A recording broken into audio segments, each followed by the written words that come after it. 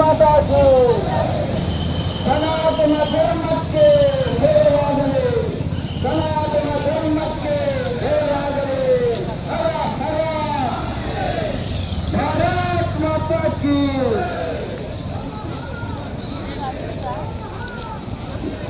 ಧರ್ಮಸ್ಥಳ ಮಂಜುನಾಥ ಸ್ವಾಮಿಗಳಿಗೆ ಜಯವಾಗಲಿ.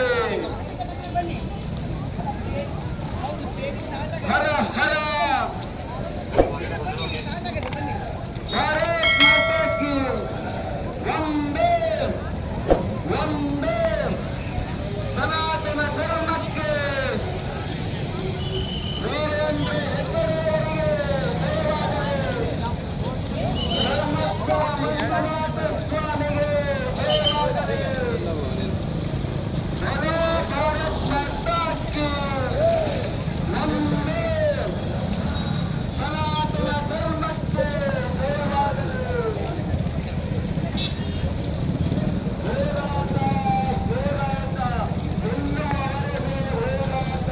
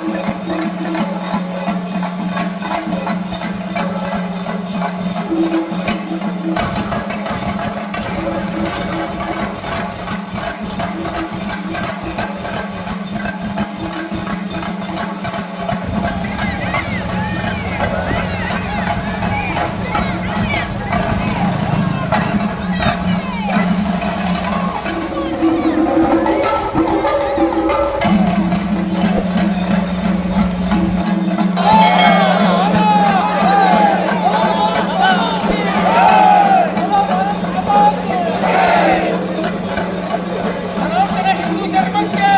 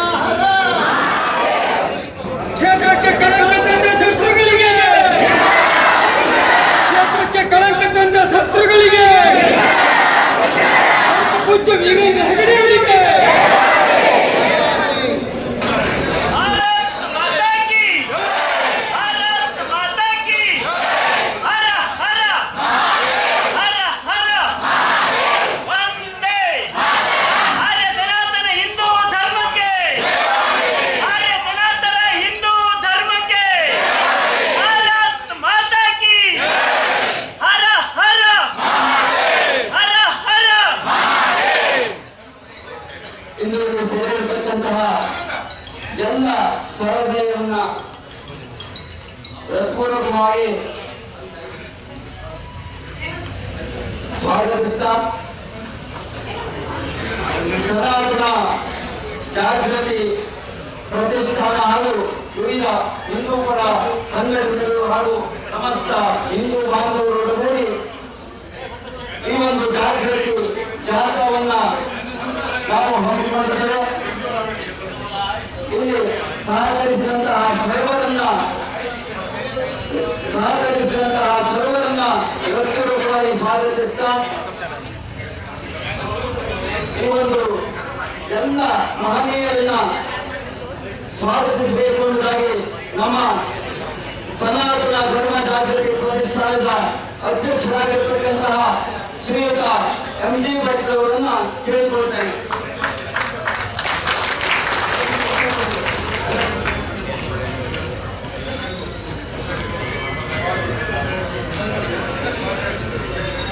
ಎಲ್ಲರಿಗೂ ನಮಸ್ಕಾರ.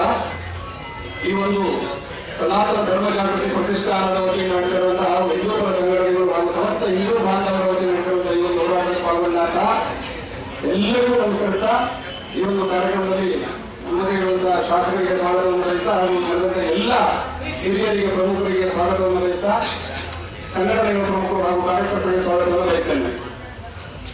ಹೀಗಾಗಿ ಧರ್ಮಸ್ಥಳ ಕ್ಷೇತ್ರದ ಬಗ್ಗೆ ಏನೆಲ್ಲ ನಡೆದಿದೆ ಅನ್ನೋದು ಬಹಳ ಜನರಿಗೆ ಗೊತ್ತಿದೆ, ಇನ್ನೂ ಕೆಲವರಿಗೆ ಗೊತ್ತಿಲ್ಲ.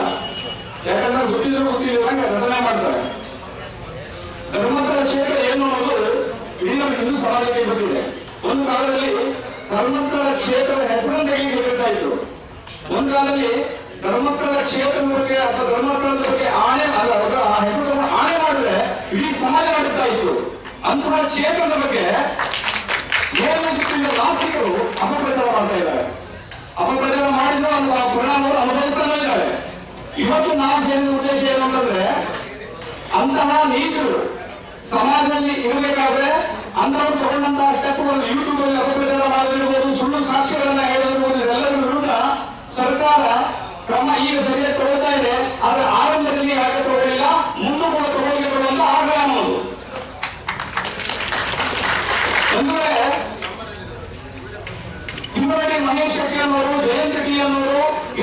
ಅನ್ನೋರಂತವರು, ಸಮೀರ್ ಅನ್ನೋರು, ಇವರಿಷ್ಟು ಜನ ಒಂದು ಗ್ಯಾಂಗ್ ಮಾಡಿಕೊಂಡು ನಮ್ಮ ಧರ್ಮಸ್ಥಳದ ಹೆಸರನ್ನ ಹಾಳು ಮಾಡೋದು, ಜೊತೆಗೆ ನಮ್ಮ ಧರ್ಮವನ್ನ ನಾಶ ಮಾಡುವಂತ ಹುನ್ನಾರವನ್ನು ಮಾಡಿದ್ರು. ಹಾಗಾದ್ರೆ ಇಷ್ಟೇ ಜನ ಅಂತ ನಾವು ಕೇಳಬಹುದು? ಖಂಡಿತ ಇಲ್ಲ. ಇವರ ಹಿಂದೆ ಅನೇಕ ಪ್ರಾಣದ ಕೈಗಳು ಕೇವಲ ರಾಷ್ಟ್ರೀಯ ಮಟ್ಟದಲ್ಲ, ಅಂತಾರಾಷ್ಟ್ರೀಯ ಮಟ್ಟದಲ್ಲಿ ಕೆಲಸ ಮಾಡ್ತಾ ಇದ್ದಾರೆ. ದಕ್ಷಿಣ ಕನ್ನಡದಲ್ಲಿ ಶಶಿಕುಮಾರ್ ಸೇಂಗಿ ಹೇಳುವಂತ ಒಬ್ಬ ಡಿಸಿ ಇದ್ರು. ಅವರು ಈ ಒಂದು ಎಲ್ಲ ಷಡ್ಯಂತ್ರದ ಹಿನ್ನೆಲೆ ಅನ್ನುವಂಥ ಗುಮಾನ ಎಲ್ಲರಿಗೂ ಇದೆ. ಶಶಿಕುಮಾರ್ ಸೇಂಗಿ ಇವತ್ತು ತಮಿಳುನಾಡಲ್ಲಿ ಅವರು ಇಲ್ಲಿ ವಿರೋಧ ಬಹಳ ಬಂತು, ನಮ್ಮ ಧರ್ಮದ ವಿರುದ್ಧ ಬಹಳಷ್ಟು ಕೆಲಸ ಮಾಡಿದ್ರು. ಆ ಒಂದು ಜಿಲ್ಲೆಯ 3 ಮೂಲೆಗಳಲ್ಲಿ ನಮ್ಮ ಹಿಂದೂ ಧರ್ಮದವರನ್ನು ಅಲ್ಲದಲ್ಲಿ ಮಾಡಬೇಕನ್ನ ಮಾಡಿ ನಮ್ಮ ಧರ್ಮ ಕ್ಷೇತ್ರದ ವಿರುದ್ಧ ಅಪಪ್ರಚಾರ ಆಗುವ ಹಾಗೆ, ಕೆಟ್ಟ ಭಾವನೆ ಬರುವ ಹಾಗೆ ಸಭೆಗಳನ್ನ ಮಾಡಿದ್ರು ಮುಕ್ತವಾಗಿ. ತದನಂತರದಲ್ಲಿ ಬಹಳ ವಿರೋಧ ಬಂದಿರೋದ್ರಿಂದ ರಾಜೀನಾಮೆ ಕೊಟ್ಟು ತಮಿಳುನಾಡಿಗೆ ಹೋಗಿ ಅಲ್ಲಿ ಎಂಪಿ ಆಗಿದ್ದಾರೆ. ಇಂಥವರು ಅವ್ರ ಜೊತೆಗಿದ್ದಾರೆ. ತಿಂಗಳು ಮನುಷ್ಯರಿಗೆ ಒಂದು ಮುಖ ಮಾತ್ರ. ಜೊತೆಗೆ ಒಡನಾಡಿ ಸಂಸ್ಥೆಯ ಸ್ಟ್ಯಾನ್ಲಿ ಅಂತ ಹೇಳುವರು, ಅವ್ರೇನ್ ಮಾಡಿದ್ರು ಅಂತಂದ್ರೆ ಈ ಕೇವಲ ಧರ್ಮಸ್ಥಳ ಕ್ಷೇತ್ರದವರು ಮನೆಗೆ ಹೋಗಿದ್ದಾರೆ. ಮನೆಗೆ ಹೋಗಿ ಎಲ್ಲ ನಮ್ಮ ಕ್ಷೇತ್ರದಲ್ಲಿ ಅಪಪ್ರಚಾರ ಮಾಡಿದ್ದಾರೆ. ನಾವು ಸೇರಿದಂತ ಎಲ್ಲ ಜನರು ಸೌಜನ್ಯ ಹೇಳುವಂತ ಒಂದು ಹೆಣ್ಣು ಮಗಳನ್ನ ಇಟ್ಟುಕೊಂಡು ಇವರೆಲ್ಲ ಹೋರಾಟ ಮಾಡ್ತಾ ಇದ್ರು. ಸರಿ, ಸೌಜನ್ಯ ಹೇಳುವಂತ ಹೆಣ್ಣು ಮಗಳ ಹತ್ಯೆ ನಮ್ಗೆಲ್ಲರಿಗೂ ದುಃಖ ಇದೆ. ನಾವು ಕೂಡ ಹೋರಾಟದ ಪರವಾಗಿದ್ದೇವೆ. ನಾಳೆ ಕೂಡ ನಾವು ಹೋರಾಟಕ್ಕೆ ಬೇರೆ ಬಂದಿದ್ದೇವೆ ಅಂತ ಹೇಳ್ತೇವೆ. ಆದರೆ ಸೌಜನ್ಯರ ಹೆಸರಿಟ್ಟುಕೊಂಡು ಒಂದು ಧರ್ಮ ಕ್ಷೇತ್ರವನ್ನು ಹಾಳು ಮಾಡಿಕೊಂಡು ನಾವು ಸಹಿಸಲಿಕ್ಕೆ ಸಾಧ್ಯನೇ ಇಲ್ಲ. ನಾವು ನಿಜವಾಗ್ಲೂ ಅನ್ಯಾಯವನ್ನು ಸಹಿಸೋದಿಲ್ಲ. ನೀವು ಅನ್ಯಾಯದ ಪರವಾಗಿ, ಅನ್ಯಾಯದ ವಿರುದ್ಧವಾಗಿ ಹೋರಾಟ ಮಾಡ್ತಿದ್ರಿ ಅಂತ ಹೇಳಿದ್ರೆ ಒಂದು ಕ್ಷೇತ್ರದ ಹೆಸರನ್ನು ಹಾಕಿ ಹಾಯಾಗಿ ಮಾಡ್ತಾ ಇದ್ರಿ. ಸೌಜನ್ಯ ಪರ ಹೋರಾಟ ಮಾಡೋದು ಸರಿ ಇದೆ, ಅದರಲ್ಲೂ ಒಂದು ಟೆಕ್ನಿಕಲ್ ಪ್ರಾಬ್ಲಮ್ ಇದೆ. ಸೌಜನ್ಯರ ಪರವಾಗಿ ಹೋರಾಟ ಮಾಡಿದ್ರು ಖರೆ. ಮೊದಲಿಗೆ ತಿಮ್ಮರಡ್ಡಿ ಮಹೇಶ್ವರನ್ನು ಸಂತೋಷ್ ಅವರು ಒಪ್ಕೊಂಡಿದ್ದಾರೆ, ಪೊಲೀಸರು ಅರೆಸ್ಟ್ ಮಾಡಿದ್ರು, ತನಿಖೆ ಮಾಡಿದ್ರು, ಒಪ್ಕೊಂಡಿದ್ದಾರೆ. ನಾನು ಒಬ್ಬನೇ ಹಾಳು ಮಾಡಿದ್ದಲ್ಲ, ನಾನೇ ಸೇರಿ ಮಾಡಿದ್ದ ಸಂತೋಷ್ ಒಪ್ಕೊಂಡಿದ್ದಾರೆ ಅಂತ 2013ರಲ್ಲಿ ತಿಮ್ಮರಡ್ಡಿ ಮಹೇಶ್ವರ ಹೇಳಿದಂತ ಸಾಕ್ಷ್ಯ ಇದೆ. ಇವತ್ತು ತಿಮ್ಮರಡ್ಡಿ ಮಹೇಶ್ವರ ಏನ್ ಮಾಡ್ತಾ ಇದ್ದಾರೆ? ಅದೇ ಸಂತೋಷನ್ನ ಇವರು ವಕೀಲರು ಬಿಟ್ಟು ಬೇರೆ ಬಿಡಿಸ್ಕೊಂಡು ಬಂದ್ಕೊಂಡು ಅವರಿಗೆ ಮಂಪರು ಪರೀಕ್ಷೆ ಮಾಡಬೇಕು ಅಂತ ಜನ ಆಗ್ರಹ ಮಾಡಿದಾಗ ಇದೇ ಸೌಜನ್ಯರ ತಾಯಿ ಮಂಪರು ಪರೀಕ್ಷೆ ಬೇಡ ಅಂತ ಮಾತನಾಡ್ತಾರೆ. ಇದರ ಅರ್ಥ ನಮಗೆ ಗೊತ್ತಾಗಿಲ್ಲ. ಹಾಗಾಗಿ ನಿಶ್ಚಯ ಜೈಲು ಇರುವಂತವರು ಅವರು ಪ್ರಮುಖ ಆರೋಪಿಯ ಕಾಣಿಸ್ಕೊಂಡಿದ್ರು. ಅವರು ಈ ಸಂದರ್ಭದಲ್ಲಿ ಇಲ್ಲಿಲ್ಲ, ಅಮೆರಿಕದಲ್ಲಿ ಸರ್ವ ಸಾಕ್ಷಿಗಳನ್ನು ಕೋರ್ಟಿಗೆ ಕೊಟ್ಟು ಕೋರ್ಟ್ ಅದನ್ನು ಪುರಸ್ಕರಿಸಿದೆ. ಆಯ್ತು, ಇದಕ್ಕೂ ಮುಂದೆ ಅವರು ಹೇಳ್ತಾರೆ ನನ್ನನ್ನು ಮಂಪರು ಪರೀಕ್ಷೆ ಒಳಪಡಿಸಿದ್ವಿ ಅಂತ ಅವರೇ ಆರೋಪಿನೇ ಹೇಳ್ತಾರೆ. ಆದ್ರೆ ಸೌಜನ್ಯ ತಾಯಿ ಹೇಳ್ತಾರೆ ಬೇಡ, ಆ ಒಂದು ವ್ಯಕ್ತಿಗೆ ಮಂಪರು ಪರೀಕ್ಷೆ ಬೇಡ ಅನ್ನೋದು. ಹಾಗಾದ್ರೆ ಆರೋಪಿಗಳು ಅಂತಾರೆ ಎಲ್ಲರಿಗೂ ಮಂಪರು ಪರೀಕ್ಷೆ ಮಾಡಬೇಕಲ್ವಾ? ಹಾಗೆ ಆ ಒಂದು ವಿಶ್ವ ಜೈನಿಗೆ ಮಂಪರು ಪರೀಕ್ಷೆಯನ್ನ ಪೊಲೀಸರು ಮಾಡ್ತಾರೆ. ಮಾಡಿದಾಗ ಅಲ್ಲಿ ಪ್ರತ್ಯಕ್ಷವಾಗಿ ಗೊತ್ತಾಗತ್ತೆ ಅವರು ಅಮೆರಿಕದಲ್ಲಿ ಇದ್ದು ಸತ್ಯ ಅನ್ನೋದು ಗೊತ್ತಾಗುತ್ತೆ. ಹೀಗೆ ತಾಂತ್ರಿಕ ವಿಚಾರಗಳು ಬಹಳಷ್ಟು ಇರೋದ್ರಿಂದ ಇದ್ರ ಹಿನ್ನೆಲೆಯಲ್ಲಿ ನಾವು ಟಿವಿಯಲ್ಲಿ ನೋಡ್ತಾ ಇದ್ದಾರೆ. ಗಿರೀಶ್ ಮಟ್ಟನ್ ಅವರು ಯಾರು ಮುಂದೆ ನಮ್ಮ ಸರ್ ಮಾತಾಡ್ತಾರೆ. ಗಿರೀಶ್ ಮಟ್ಟನ್ ಅವರು ಯಾರು ಸುಳ್ಳು ಸಾಕ್ಷಿಯನ್ನು ಅನನ್ಯ ಭಟ್ ಹೇಳುವಂತ ಕೊಲೆಯಾಗಿದೆ ಅಂತ ಹೇಳುವಂತ ಸಾಕ್ಷಿಯನ್ನು ಸೃಷ್ಟಿ ಮಾಡಿ ಸುಜಾತ ಭಟ್ ಇವತ್ತು ಜೈಲಿನ ಸ್ಥಿತಿಯಿದ್ದಾರೆ. ಹಾಗಾಗಿ ಒಂದು ವೇಳೆ ಈ ಬ್ರಹ್ಮಕ್ಷೇತ್ರದ ಕೇವಲ ಇನ್ನೊಂದೇ ಅಲ್ಲ, ಆ ಸ್ಟ್ಯಾಂಡಿ ಒಡಮಾಡಿ ಆ ಸ್ಟ್ಯಾಂಡಿ ಕಂಚಿಯ ಸ್ವಾಮಿಗಳ ಮೇಲೆ ಕೂಡ ಆರೋಪ ಮಾಡಿದ್ರು, ಮುರುಘಾಮಠದ ಸ್ವಾಮೀಜಿ ಮೇಲೆ ಕೂಡ ಆರೋಪ ಮಾಡಿದ್ರು. ಮುರುಘಾಮಠದ ಸ್ವಾಮೀಜಿ ಅವರು ಏನ್ ಮಾಡಿದ್ರು? ಇವರು ಪರವಾಗಿ ಎಷ್ಟಿಷ್ಟ ಆಗಿತ್ತು ಅವರು, ನಮ್ಮ ಗಣಪಂಥಿ ಅಲ್ಲ ಅವರು, ಇವರು ಪರವಾಗಿ ಕೂಡ ಅವರು ಹಾಕ್ಸಿದ್ರು ತಯಾರು ಮಾಡಿ. ಹೀಗೆ ನಮ್ಮ ಧರ್ಮಕ್ಷೇತ್ರ ಅಂದ್ರೆ ಪುಣ್ಯಕ್ಷೇತ್ರಗಳ ಮೇಲೆ ಈ ರೀತಿಯಾದ ಅಭಿಯಾನದ ಷಡ್ಯಂತ್ರ ನಡೀತಾ ಇದೆ. ಮೊದಲ ಬಾರಿಗೆ ಪೊಲೀಸರು ಅಲ್ಲಿ ಸರಿಯಾಗಿ ತನಿಖೆ ಮಾಡದಿದ್ರೆ ಒಬ್ಬ ವ್ಯಕ್ತಿ ಬುರುಡೆ ಹಿಡ್ಕೊಂಡು ಪೊಲೀಸ್ ಸ್ಟೇಷನ್ಗೆ ಬರ್ತಾನೆ ಹೇಳಿದ್ರೆ ಮೊದಲಿಗೆ ಹಾಕಬೇಕಾಗಿತ್ತು. ಯಾಕೆಂದ್ರೆ ಒಂದು ಅಸ್ಥಿಪಂಜರವನ್ನ ನೆಲದಿಂದ ತೆಗಿಬೇಕಾದ್ರೆ ಕೋರ್ಟ್ ಆದೇಶ ಇಲ್ಲದೆ, ತಾಲೂಕಾ ಮ್ಯಾಜಿಸ್ಟ್ರೇಟರ್ ಆದೇಶ ಇಲ್ಲದೆ ಯಾವ ವ್ಯಕ್ತಿ ಕೂಡ ತೆಗೆಯುವಾಗಿಲ್ಲ. ಬುರುಡೆ ಹಿಡ್ಕೊಂಡು ಅಂತ ಕೇಳಬೇಕಾಗಿತ್ತು, ಮತ್ತು ಹೊರಗಾಗಬೇಕಾಗಿತ್ತು. ಅವನೇ ಮಾಡ್ಕೊಳ್ತಿತ್ತು, ಅವನೇ ಮಾಡ್ತಿತ್ತು ಸರ್ಕಾರದಲ್ಲಿ. ಅಂದ್ರೆ ಈ ರೀತಿಯಾದಂತಹ ಷಡ್ಯಂತ್ರಗಳನ್ನ ಭೇದಿಸಿ ಇವತ್ತು ಧರ್ಮಕ್ಷೇತ್ರದಲ್ಲಿ ಮಂಜುನಾಥ ಸ್ವಾಮಿ ಆ ಎಲ್ಲ ಸುಳ್ಳುಗಳನ್ನ ಹೊರಹಾಕ್ತಾ ಇದ್ದಾರೆ. ಹಾಗಾಗಿ ಮುಂದಿನ ತನಿಖೆ ನಾವು ಇದನ್ನ SIT ಇಂದ NIA ಬರಬೇಕು ಅಂತ ಆಗ್ರಹ ಈ ಒಂದು ಸಭೆ ಮೂಲಕ ಮಾಡ್ತಾ ಇದ್ದಾರೆ. ಮುಂದಿನ ಮಾತನ್ನ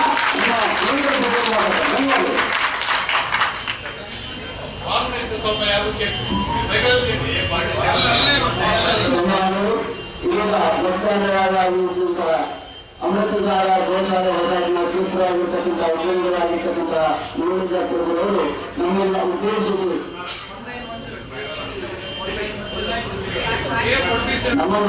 ಮಾತನಾಡಬೇಕು ಅಂತ ಕೇಳ್ಕೊಳ್ತಾರೆ.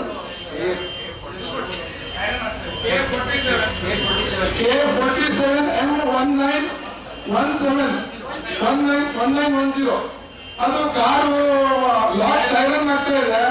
ಯಾರು ಅಂತ ಹೇಳಿ ಸ್ವಲ್ಪ ನೋಡ್ಬೇಕು. ಕಾರ್ ವಾಕ್ ಸಾಹೇಬ್ ಮಂಜುನಾಥ ಸ್ವಾಮಿಯ ಚರಣ ಸನ್ನಿಧಿಯಲ್ಲಿ ನಾಮಗಳನ್ನು ಸಲ್ಲಿಸಿ ನಿಮಗೆಲ್ಲರಿಗೂ ವಂದಿಸಿ ಎರಡು ಮಾತುಗಳು.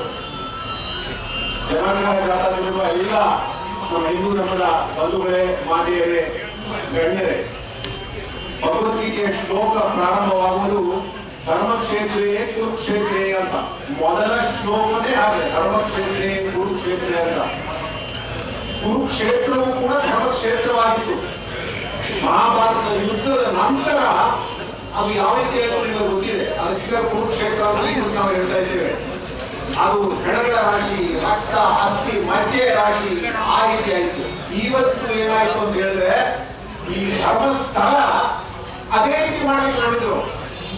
ಅಲ್ಲೆಲ್ಲ ಹುಡುಗರು ತೆಗೆದ್ರು, ಮಣ್ಣು ತೆಗೆದ್ರು, ಆಚೆ ಈಚೆ ಹೆಣಗಳಿದ್ದಾವೆ ಅಂತ ಹೇಳಿದ್ರು. ಆದ್ರೆ ಯಾವುದು ಮಂಜುನಾಥ ಸ್ವಾಮಿ ಅನುಗ್ರಹದಿಂದ ಯಾವುದು ಸಾಧ್ಯವಾಗಲಿಲ್ಲ. ಎಲ್ಲವೂ ಸುಳ್ಳಂತಾಯಿತು. ಧರ್ಮಕ್ಷೇತ್ರ, ಧರ್ಮಸ್ಥಳ ಧರ್ಮಕ್ಷೇತ್ರವಾಗೇ ಉಳಿಯಿತು. ಆದ್ರೆ ಇದೊಂದು ಕೇವಲ ಒಂದು ಘಟನೆ ಅಂತ ದಯವಿಟ್ಟು ಬಂಧುಗಳೇ ನೋಡಬೇಡಿ. ಇದೊಂದು ಕೇವಲ ಒಂದು ಘಟನೆ ಅಲ್ಲ. ಈಗಾಗಲೇ ಹೇಳಿದಾಗೆ ಇದೊಂದು ಷಡ್ಯಂತ್ರ, ಇದೊಂದು ಕುತಂತ್ರ, ಇದೊಂದು ಅಂತಾರಾಷ್ಟ್ರೀಯ ಷಡ್ಯಂತ್ರ ಅಂತ ನಾನು ಹೇಳಲು ಬಯಸ್ತೇನೆ. ನೋಡಿ, ನಾವು ನೋಡಿದ್ವಿ ನಮ್ಮ ಗೋಮಾತೆಯ ಗರ್ಭಸ್ಥ ಶಿಶುವನ್ನ ಹೊರತೆಗೆದು ಕೊಂದು ಗೋವನ್ನ ಕೊಂದದ್ದು, ಆಮೇಲೆ ಜನಿವಾರ ಹಾಕೊಂಡು ಹೋದ ಪರೀಕ್ಷೆಯವರಿಗೆ ಜನಿವಾರ ತೆಗೆಸಿದ್ದು, ಮತ್ತು ಇವತ್ತು ಧರ್ಮಸ್ಥಳದ ಇದೆಲ್ಲ ಇದು ಒಂದಕ್ಕೆಲ್ಲ ಒಂದು ಲಿಂಕ್ ಇದ್ದದ್ದೇ ಘಟನೆಗಳು ಅಂತ ನಾನು ಹೇಳಲು ಬಯಸ್ತೇನೆ. ಕೇವಲ ಒಂದಾಗಿ ನೀವು ನೋಡಬಾರದು. ಇದೆಲ್ಲ ನಾವು ಯಾವಾಗಲೂ ಹೇಳ್ತಿರುವ ಹಾಗೆ ನಮ್ಮ ಧರ್ಮದ ಮಾನು ಬಿಂದುಗಳ ಮೇಲೆ ಅವರು ಹೊಡೆದಾಟ ಕೊಡಲಿಕ್ಕೆ ಪ್ರಯತ್ನ ಮಾಡ್ತಿದ್ದಾರೆ. ನಮ್ಮ ಧರ್ಮದ ನಂಬಿಕೆಯನ್ನು ಸಡಿಲುಗೊಳಿಸಲು ಪ್ರಯತ್ನ ಇದ್ದಾರೆ. ನಮಗೆ ಶ್ರದ್ಧೆ ಇದೆ, ಭಕ್ತಿ ಇದೆ, ನಮ್ಮ ಧರ್ಮದ ಮೇಲಿದೆ, ಧರ್ಮಸ್ಥಳದ ಸ್ವಾಮಿಗಳ ಮೇಲಿದೆ, ವೀರೇಂದ್ರ ಹೆಗಡೆಯವರ ಮೇಲಿದೆ. ಅದೆಲ್ಲವನ್ನ ಸಡಿಲ ಮಾಡಿಸಿದ್ರೆ ನಮ್ಮ ಧರ್ಮ ವಿನಾಶದ ಅಂಚಿಗೆ ಹೋಗಬೇಕೆಂಬುದೇ ಮುಖ್ಯ ಉದ್ದೇಶ. ಕೇವಲ ಒಂದು ಪುಟ್ಟ ಘಟನೆಯಾಗಿ ಇದನ್ನು ನೋಡಬೇಡಿ ಅಂತ ನಾನು ಹೇಳಲು ಬಯಸ್ತೇನೆ. ಎಲ್ಲಿಯ ತನಕ ನಮಗೆ ಧರ್ಮ ನಂಬಿಕೆಯಲ್ಲಿ ಶ್ರದ್ಧೆ ಇದೆಯೋ ಹಿಂದೂಗಳನ್ನ ಅಲುಗಾಡಿಸಲಿಕ್ಕೆ ಶಕ್ತಿಯಿಲ್ಲ ಅಂತ ಅಂತಾರಾಷ್ಟ್ರೀಯದಲ್ಲೂ ಅರ್ಥವಾಗಿದೆ. ಆ ಧರ್ಮ ನಂಬಿಕೆಯನ್ನ ಸಡಿಲು ಮಾಡಿಸಿದ್ರೆ, ಅದರಲ್ಲಿ ಸಂಶಯದ ಪಿಶಾಚಿಯನ್ನ ಹುಟ್ಟು ಹಾಕಿದ್ರೆ ಖಂಡಿತವಾಗಿ ಇವರು ಒಂದಾಗಿ ಉಳಿಯುವುದಿಲ್ಲ. ಈ ಸನಾತನ ಧರ್ಮ ನಾಶವಾಗುತ್ತೆ. ಅದಕ್ಕಾಗಿ ಪ್ರಯತ್ನ ಇದು ನಡೀತಾ ಇದೆ ಅಂತ ನೋಡಬೇಕು. ಧರ್ಮಸ್ಥಳದ ಬಗ್ಗೆ ಏನ್ ಹೇಳಬೇಕು ಸ್ವಾಮಿ? ಧರ್ಮಸ್ಥಳ ಒಂದು ಕೇವಲ ಧರ್ಮದ ಕ್ಷೇತ್ರವಲ್ಲ. ಅಲ್ಲಿ ಏನೆಲ್ಲ ನಡೀತಿದೆ, ಅಭಯದಾನ, ಅನ್ನದಾನ, ಶಿಕ್ಷಣ ದಾನ, ಆರೋಗ್ಯ ದಾನ, ಏನೆಲ್ಲ ಕೆಲಸಗಳು ಧರ್ಮಸ್ಥಳದಲ್ಲಿ ಆಗಿರುತ್ತೆ ಅಂತ ಹೇಳಿದ್ರೆ ಒಂದು ಸಣ್ಣ ಸರ್ಕಾರ ಮಾಡೋದಕ್ಕಿಂತ ಜಾಸ್ತಿ ಕೆಲಸ ಆಗ್ತಾ ಇದೆ. ನಾನು ಕೇಳಿದಾಗೆ 6.5 ಲಕ್ಷಕ್ಕಿಂತ ಹೆಚ್ಚು ಧರ್ಮಸ್ಥಳದ ಸ್ವಸಹಾಯ ಸಂಘಗಳಿದ್ದಾವೆ. 6.5 ಲಕ್ಷಕ್ಕಿಂತ ಹೆಚ್ಚು, 55 ಲಕ್ಷ ಜನ ಅದಕ್ಕೆ ಸದಸ್ಯರಿದ್ದಾರೆ. ನಮ್ಮ ಕರ್ನಾಟಕದ ಜನಸಂಖ್ಯೆ 10% ಸದಸ್ಯರು ಅದರಲ್ಲಿ ಇದ್ದಾರೆ ಅಂತ ಹೇಳಿದ್ರೆ ಕೇಳಿ ನೋಡಿ. ಅಷ್ಟೆಲ್ಲ ನಿಮಗೆಲ್ಲ ಆಶ್ಚರ್ಯವಾಗುವುದು. ಅವ್ರು ಇಲ್ಲಿಯ ತನಕ ಕೊಟ್ಟ ದುಡ್ಡು ಎಷ್ಟು ಗೊತ್ತುಂಟ? 1,31,000 ಕೋಟಿಗಿಂತಲೂ ಜಾಸ್ತಿ. ಅದರಲ್ಲಿ ಜನ ಅದನ್ನ ಪಡೆದು ಈಗ ಬಾಕಿ ಇರುವ ಮೊತ್ತ ಕೇವಲ 27,000 ಕೋಟಿ ಅಂತೆ. ಅಂದ್ರೆ 1 ಲಕ್ಷ ಕೋಟಿಗಿಂತ ಜನ ಅದರಿಂದ ಹಣ ಪಡೆದು ವಾಪಸ್ ಕಟ್ಟಿದ್ದಾರೆ ಅಂತ ಹೇಳಿದ್ರೆ ನೋಡಿ. ಸಣ್ಣ ಸಣ್ಣ ಸರ್ಕಾರಗಳು ಮಾಡುವ ಕೆಲಸದಿಂದ ಈಗ ವೀರೇಂದ್ರ ಹೆಗಡೆಯವರು, ಕಾವಂದರು ಮಾಡಿದ ಕೆಲಸ ಎಷ್ಟೋ ಅದ್ಭುತ. ಅಂತವರ ಮೇಲೆ ನಾವು ಹೊಡೆತ ಕೊಡಬೇಕೆಂಬುದು ಹುನ್ನಾರ. ಇದು ಕೇವಲ 1 ವರ್ಷದಲ್ಲ, 10 ವರ್ಷದಿಂದ ನಡೀತಾ ಇದೆ. ನಿಮ್ಗೆ ಗೊತ್ತಿರಬೇಕು. ಬಹುಶಃ ಗೋವಿನ ಮೇಲೆ ಆಕ್ರಮಣ ಮಾಡಿ ಏನಾಗಲಿಲ್ಲ, ಬ್ರಾಹ್ಮಣರ ಮೇಲೆ ಜನಿವಾರ ತೆಗೆದು ಏನಾಗಲಿಲ್ಲ. ಇನ್ನು ಧರ್ಮಸ್ಥಳ ಅಂದ್ರೆ ಈಗಾಗಲೇ ಹೇಳಿದಾಗೆ ಧರ್ಮಸ್ಥಳದ ಹೆಸರು ತಗೊಳ್ಳಿಕ್ಕೆ ನಾವು ನಡಕ್ತಾ ಇದ್ದೀವಿ. ಧರ್ಮಸ್ಥಳ ಆಣೆ ಮಾಡಿ ಅಂತ ಹೇಳಿದ್ರೆ ನಡಕ್ತಾ ಇದ್ವಿ. ಇವತ್ತು ಇಲ್ಲಿ ಅನೇಕ ಜನರಿದ್ದೀರಿ ನೀವು. ನನಗೆ ಗೊತ್ತುಂಟು, ಮಧ್ಯಾಹ್ನದ ಹೊತ್ತಿಗೆ ಬಾಯಿಗೆ ಅನ್ನ ಹಾಕುವಾಗ ಮಂಜುನಾಥ ಸ್ವಾಮಿಯ ನೆನಪು ಮಾಡ್ತಾರೆ, ಕಾವಂದರ ನೆನಪು ಮಾಡ್ತಾರೆ. ಯಾಕೆಂದ್ರೆ ಅನ್ನ ಅಲ್ಲಿಂದ ಬರೋದು. ಎಷ್ಟೋ ಜನ ಉದ್ಯೋಗ ಕಳ್ಕೊಂಡಿದ್ದಾರೆ. ಅಂಥವ್ರು ಇರುವಾಗ ಅವರ ಮೇಲೆ ಒಂದು ಪ್ರಹಾರ ಮಾಡಬೇಕೆಂದು ಇದು ಮಾಡಿತ್ತು. ದಯವಿಟ್ಟು ಇದನ್ನ ಗಮನಿಸಿ. ಮತ್ತೆ ಒಂದು ಹೇಳ್ತಾರೆ ನಿಮಗೆ, ಗೋಬೆಲ್ಸ್ ಟ್ರುತ್ ಅಂತ ಇದೆ. ಗೋಬೆಲ್ಸ್ ಬಹುಶಃ ಜೇಮ್ಸ್ ಗೋಬೆಲ್ಸ್ ಇರಬೇಕು, ಜೋಸೆಫ್ ಗೋಬೆಲ್ಸ್ ಅಂತ. ಅವನು ನಾಜಿ ಜರ್ಮನಿಯ ಒಬ್ಬ ಮಿನಿಸ್ಟರ್. ಅವ್ನು ಏನ್ ಮಾಡ್ತಾ ಇದ್ದ ಅಂತ ಹೇಳಿದ್ರೆ, ಅವ್ರು ಆವಾಗ ನಾಜಿ ಕಾಲದಲ್ಲಿ, 2ನೇ ಮಹಾಯುದ್ಧದ ಕಾಲದಲ್ಲಿ ಅವ್ರು ಏನ್ ಮಾಡೋದು ಅಂತ ಹೇಳಿದ್ರೆ, ಒಂದು ಸುಳ್ಳನ್ನ 1000 ಸಲ ಹೇಳೋದು. 1000 ಸಲ ಸುಳ್ಳು ಹೇಳ್ತಾ ಹೋದ್ರೆ ಅದು ಸತ್ಯ ಅಂತ ಆಗಿತ್ತು ಜನಕ್ಕೆ. ಆಗಿನ ಕಾಲಕ್ಕೆ 1000 ಸಲ ಹೇಳಬೇಕಾಗಿತ್ತು. ಇವತ್ತಿನ ಈ ವಾಟ್ಸ್ಆಪ್, ಯೂಟ್ಯೂಬ್, ಈ ಮಾಧ್ಯಮದ ಎಲೆಕ್ಟ್ರಾನಿಕ್ ಮಾಧ್ಯಮದ ಯುಗಕ್ಕೆ 1000 ಸಲ ಹೇಳುವ ಅವಶ್ಯಕತೆ ಇಲ್ಲ. ಯಾರೋ ಒಬ್ಬ ಯೂಟ್ಯೂಬ್ ನಲ್ಲಿ ಕೂಗ್ತಾರೆ, ಲಕ್ಷಗಟ್ಟಲೆ ಜನ ನೋಡ್ತಾರೆ, ಲಕ್ಷಗಟ್ಟಲೆ ಜನ ನೋಡ್ತಾರೆ, ಲಕ್ಷಗಟ್ಟಲೆ ಜನರ ಮನಸ್ಸಿನಲ್ಲಿ ಏನು ಬರ್ತದೆ? ಆ ಸಂಶಯದ ಹುಳ ಬಿತ್ತುವುದೇ ಮುಖ್ಯವಾಗಿತ್ತು. ಸಂಶಯದ ಹುಳ ಬೇಕು ಅವರಿಗೆ, ನಾವು ಸಂಶಯ ಪಡಬೇಕು, ಓಹೋ ಏನೋ ಆಗಿರ್ಬೇಕು ಅಂತಂದ್ರೆ ಇಂಥ ದೊಡ್ಡ ಸಂಸ್ಥೆಗಳು ಈ ರೀತಿ ಮಾಡ್ತಾರೆ. ನಮ್ಮ ಸಂತರ ಮೇಲೆ, ನಮ್ಮ ಮಹಾಂತರ ಮೇಲೆ, ನಮ್ಮ ಪೀಠಾಧೀಶರ ಮೇಲೆ, ಪ್ರತಿಯೊಬ್ಬರ ಮೇಲೆ ಹಲ್ಲೆ ಆದ್ರೆ ನಮ್ಮ ಶ್ರದ್ಧೆ ಭಕ್ತಿಗಳು ಸಡಿಲವಾಗುತ್ತವೆ. ಇವು ಧರ್ಮದಿಂದ ವಿಮುಖರಾಗ್ತಾರೆ, ಸನಾತನ ಧರ್ಮದ ಕೊನೆ ಆಗುತ್ತದೆ ಎಂಬುದೇ ಉದ್ದೇಶ. ಏನು ತಿಳ್ಕೊಂಡಿದ್ರೆ ಅವರಿಗೆ ಗೊತ್ತಿಲ್ವಾ? ಅಲ್ಲಿ ಹೆಣ ಇಲ್ಲ ಅಂತ ಅವ್ರಿಗೆ ಗೊತ್ತಿಲ್ವಾ? ಆರೋಪ ಮಾಡಿದವರಿಗೆ, ಅಥವಾ ಆ ಬುರ್ಡೆ ತಗೊಂಡು ಬಂದವರಿಗೆ ಬೇರೆ ಕಡೆ ಬುರ್ಡೆ ತಗೊಂಡು ಗೊತ್ತಿಲ್ವಾ? ಅವ್ರು ಯಾರು? ಅನನ್ಯ ಭಟ್. ಯಾರು? ಅನನ್ಯ ಭಟ್ ಅಲ್ಲ, ಸುಜಾತ ಭಟ್. ಅದು ಅವ್ರು ಅನನ್ಯ ಭಟ್ ಹುಟ್ಟದೇ ಇಲ್ಲ ಅಂತ ಗೊತ್ತಿಲ್ವಾ ಅವರಿಗೆ? ಗೊತ್ತಿತ್ತು ಮಾಡಿದ್ದು. ಯಾಕಂದ್ರೆ ಹೇಳಿದ್ರೆ ನಿಮ್ಮಲ್ಲಿ ಸಂಶಯದ ಪಿಶಾಚಿ ಹುಟ್ಟಾಕಬೇಕು, ನಿಮ್ಮ ಮನಸ್ಸಿನಲ್ಲಿ ಸಂಶಯದ ಬೀಜಗಳನ್ನ ಹಾಕಬೇಕು, ನಿಮ್ಮ ನಂಬಿಕೆ ಶ್ರದ್ಧಾ ಭಕ್ತಿಗಳು ಸಡಿಲವಾಗಬೇಕು. ಅಷ್ಟೇ ಮಾಡಿದ್ದವರು. ಇಲ್ಲ ಯಾರು ಮಾಡ್ತಾರೆ ಸ್ವಾಮಿ? ಗೊತ್ತಿತ್ತು, ಏನಾದ್ರೂ ಇದ್ರೆ ಹೇಳ್ಬೋದಾಗಿ ಇಲ್ಲೇ ಅಂತ. ಏನೂ ಇಲ್ಲ, ಆದ್ರೂ ಕೂಡ ಹೇಳಿತ್ತು. ಯಾಕಂದ್ರೆ ಈಗ 1,000 ಲಕ್ಷ ಗಟ್ಟಲೆ ಜನ ಹೋಯ್ತು. ಅದು ರಾಜ್ಯದ ಸುದ್ದಿ ಆಯ್ತು, ರಾಷ್ಟ್ರದ ಸುದ್ದಿ ಆಯ್ತು, ಅಂತಾರಾಷ್ಟ್ರೀಯ ಸುದ್ದಿ ಆಯ್ತು.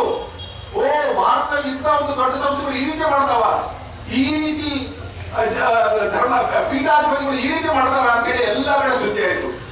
ಎಂತ ಆ ಋಷಿ ಸದೃಶ ಜೀವನ ನಡೆಸಿದವರು ವೀರೇಂದ್ರ ಹೆಗ್ಗಡೆ ಅವರು.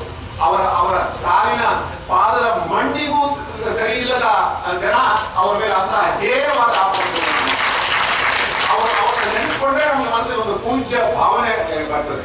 ಏನೆಲ್ಲ ಮಾಡಿದ್ದಾರೆ ಸ್ವಾಮಿ, ಏನೆಲ್ಲ ಮಾಡಿದ್ದಾರೆ. ನನಗೆ ಗೊತ್ತುಂಟು, ಕುಮಟಾದಲ್ಲಿ ಆಂಬ್ಯುಲೆನ್ಸ್ ಇರಲಿಲ್ಲ. ಆಂಬ್ಯುಲೆನ್ಸ್ ಸಲುವಾಗಿ 1995ನೇ ಇಸ್ವಿಯಲ್ಲಿ ರೋಟರಿ ಕ್ಲಬ್ ನಾವು ಹೋದ್ವಿ. ಅವ್ರು ಏನು ಅಂತ ಕೇಳಿಲ್ಲ, ಸರ್ ಕುಮಟಾದಲ್ಲಿ ಆಂಬ್ಯುಲೆನ್ಸ್ ಇಲ್ಲ, ನಾವು ಆಂಬ್ಯುಲೆನ್ಸ್ ತಗೊಳ್ಬೇಕಂದ್ರೆ ನೇರವಾಗಿ ದೊಡ್ಡ ದೇಣಿಗೆ ಕೊಟ್ವಿ, ಏನು ಕೇಳಿಲ್ಲ.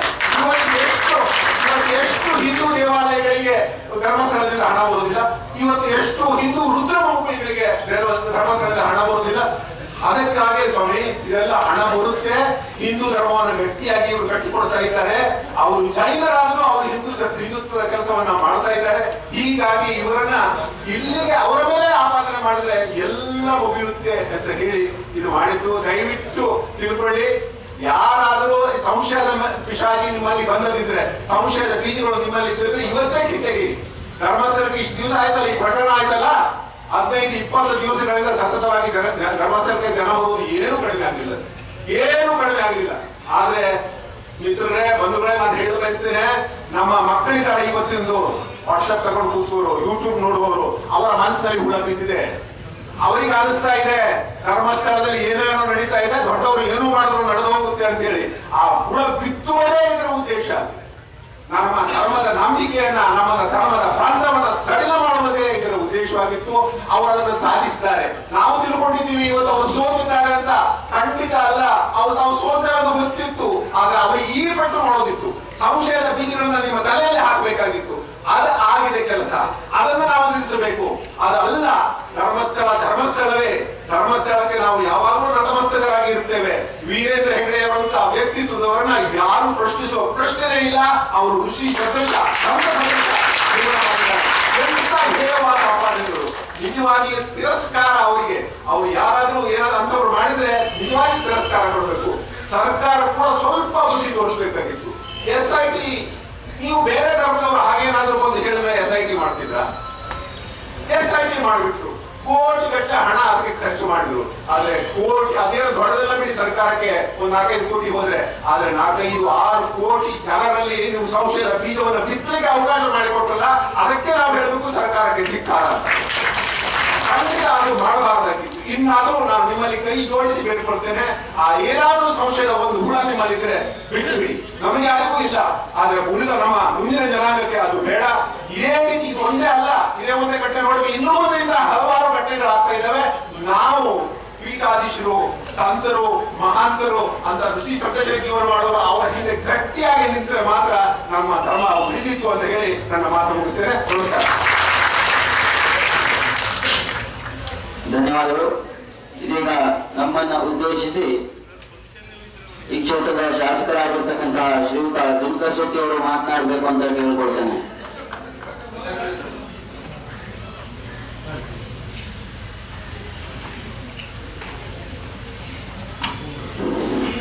ಎಲ್ಲರಿಗೂ ನಮಸ್ಕಾರ. ಮೊಟ್ಟ ಮೊದಲನೇದಾಗಿ ಮಂಜುನಾಥ ದೇವರನ್ನ ಈ ಒಂದು ಸಂದರ್ಭದಲ್ಲಿ ನಾನು ನೆನೆಸ್ಕೊಳ್ತಾ, ಅದರ ಧರ್ಮಾಧಿಕಾರಿಗಳಾದಂತ ಪೂಜ್ಯ ಡಾಕ್ಟರ್ ವೀರೇಂದ್ರ ಹೆಗಡೆಯವರನ್ನು ಸಹ ನಾನು ಈ ಒಂದು ಸಂದರ್ಭದಲ್ಲಿ ನೆನೆಸ್ಕೊಳ್ಳುತ್ತಾ ಇದ್ದೇನೆ. ಮತ್ತು ಈ ಒಂದು ಕಾರ್ಯಕ್ರಮವನ್ನ ಸಂಘಟನೆ ಮಾಡಿದವರಿಗೆ ನಾನು ಒಂದು ಅಭಿನಂದನೆಗಳನ್ನ ಮೊಟ್ಟ ಮೊದಲು ಹೇಳಲಿಕ್ಕೆ ಬಯಸ್ತಾ ಇದ್ದೇನೆ. ಸತ್ಯಕ್ಕೆ ಸಾವಿಲ್ಲ, ಸುಳ್ಳಿಗೆ ಸುಖವಿಲ್ಲ ಅನ್ನುವಂಥದ್ದು ಮಾತಿತ್ತು. ಅದು ಇವತ್ತು ಸತ್ಯ ಆಗಿದೆ ಅನ್ನುವಂಥದ್ದನ್ನ ಹೇಳಲಿಕ್ಕೆ ಬಯಸ್ತೇನೆ.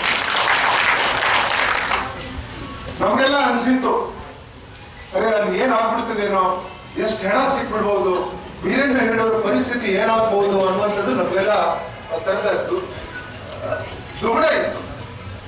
ಆದ್ರೆ ಪರಮ ಪೂಜ್ಯ ಡಾಕ್ಟರ್ ವೀರೇಂದ್ರ ಹೆಗಡೆಯವರು ಒಂದ್ ಕಡೆ ಹೇಳ್ಕೊಂಡಿದ್ರು, ಸತ್ಯ ಹೊರಬಿಡ್ತದೆ, ಅವ್ರು ಶೋಧ ಮಾಡ್ಲಿ ಅನ್ನುವಂಥದ್ದನ್ನ ಹೇಳಿದ್ರು. ಆದ್ರೂ ನಮ್ಗೆಲ್ಲ ಬೇಜಾರಿತ್ತು. ಯಾಕೆ ಅಂತ ಹೇಳಿದ್ರೆ, ಅನೇಕ ವಯಸ್ಸಾದಂತ ಜನಗಳು, ಭಕ್ತರು ಇಂಥ ಕ್ಷೇತ್ರಗಳಿಗೆ ಬಂದು ತಮ್ಮ ದೇಹ ತ್ಯಾಗವನ್ನ ಮಾಡಿದ ಕಥೆಗಳನ್ನ ನಾನು ತಿಳ್ಕೊಂಡಿದ್ದೇನೆ. ಪೊಲೀಸರು ಸಹ ನನಗೆ ಹೇಳಿದ್ದಾರೆ. ಗೋಕರ್ಣದಲ್ಲೂ ಸಹ ಇವತ್ತು ತಂದೆ ತಾಯಿ ಯಾರು ಅವ್ರದ್ದು ಅಡ್ರೆಸ್ ಇಲ್ಲದಿದ್ದಂಥವ್ರು, ಈಗ ಮೊಬೈಲ್ ಬಂದಿದೆ. ಮೊದಲು ಮೊಬೈಲ್ ಇಲ್ಲದಿದ್ದಂತ ಕಾಲದಲ್ಲಿ ಗೋಕರ್ಣದಲ್ಲಿ ಇರುವ ಒಂದು ಪುಣ್ಯಕ್ಷೇತ್ರ ಎಲ್ಲಿದೆಯಲ್ಲ, ಅಲ್ಲೆಲ್ಲ ಇಂಥ ದೇಹ ತ್ಯಾಗ ಮಾಡಿದವರು ಇದ್ರು ಅನ್ನೋದನ್ನ ನಾನು ತಿಳ್ಕೊಂಡಿದ್ದೆ. ಆದ್ರೆ ಎಷ್ಟು ಸತ್ಯ ಆಯ್ತು ನೋಡ್ರಿ ವೀರೇಂದ್ರ ಹೆಗಡೆ ಅವರು, ಯಾವ ರೀತಿ ಸತ್ಯ ಆಯ್ತದು. ಒಂದೇ ಒಂದು ಹೆಣ ಸಿಗ್ಲಿಲ್ಲಲ್ಲ, ಒಂದೇ ಒಂದು ಹೆಣ ಸಿಕ್ಕಿಲ್ಲ. ಇದು ಒಂದಂತ ಷಡ್ಯಂತ್ರ ಇತ್ತು ಅನ್ನೋದು. MG ಭಟ್ರು ಒಂದು ಮಾತು ಹೇಳಿದ್ರು, ಬಹಳ ಹಳೆ ಕಥೆ ಅದು. MG ಭಟ್ರೆ, ನಾವು ಏನಾದ್ರು ಸಣ್ಣ ತಪ್ಪು ಮಾಡಿದ್ರೆ ನಾವು ಮಕ್ಕಳಿಗೆ ನಾವು ಹೇಳ್ತಿದ್ವಿ, ಹೇಳಿ ಧರ್ಮಸ್ಥಳದ ಹಣೆ ತಕೊಂಡು ಹೇಳ್ತಿದ್ವಿ ಅಲ್ಲ, ಆ ಮಾತು ಈಗ ಸ್ವಲ್ಪ ದೂರ ಆಯ್ತು. ಇಂಥ ದುಷ್ಟತೆನೇ ದೂರ ಆಗುತ್ತೆ. ಧರ್ಮಸ್ಥಳದ ಹಣೆ ತಗೊಂಡು ಹೇಳುವಂತ ನಾವೆಲ್ಲರಿಗೂ ಹೇಳ್ತೀನಿ, ಏನಾದ್ರು ತಪ್ಪು ಮಾಡಿದ್ರೆ ನಮ್ಮ ಮೇಲೆ ಆರೋಪ ಬಂದವಾಗ ಆ ದೇವರನ್ನ ನೆನೆಸ್ಕೊಳ್ತಿದ್ವಿ ನಾವು. ಇವತ್ತು ಈ ಷಡ್ಯಂತ್ರದ ಹಿಂದೆ ಇವತ್ತು ನಮ್ಮ ಹಿಂದೂ ಧರ್ಮದ ಮೇಲೆ ಮಧುರೆಯಲ್ಲಿ ಆಯ್ತು, ತಿರುಪತಿಯ ಮೇಲೆ ಆಯ್ತು, ಆಮೇಲೆ ಕಂಚಿ ಆಯ್ತು, ಅದರ ನಂತರ ಶಬರಿಮಲೆ. ಇದು ಕೊನೆಯದು, ಮತ್ತೆ ಯಾರದ್ದು ಸಾಧ್ಯನೇ ಇಲ್ಲ. ಯಾಕೆಂದ್ರೆ ಈ ಷಡ್ಯಂತ್ರ ಬಹಳ ದೊಡ್ಡ ಷಡ್ಯಂತ್ರ ಇತ್ತು. ನಾವೆಲ್ಲ ಬಹಳಷ್ಟು ವಿರೋಧವನ್ನು ಮಾಡಿದ್ವಿ, ಅಧಿವೇಶನದಲ್ಲಿ ವಿರೋಧವನ್ನು ಮಾಡಿದ್ದೇವೆ. ಪಾಕಿಸ್ತಾನದ ರೇಡಿಯೋದಲ್ಲಿ ಇದೆಲ್ಲ ಬಿತ್ತರಿಸಿದ್ರು ಅನ್ನುವಂಥದ್ದು ಸಹ ನಮ್ಮ ಅಧಿವೇಶನದಲ್ಲಿ ನಮ್ಮ ಶಾಸಕರೊಬ್ಬ ಮಿತ್ರರು ಹೇಳಿದ್ರು.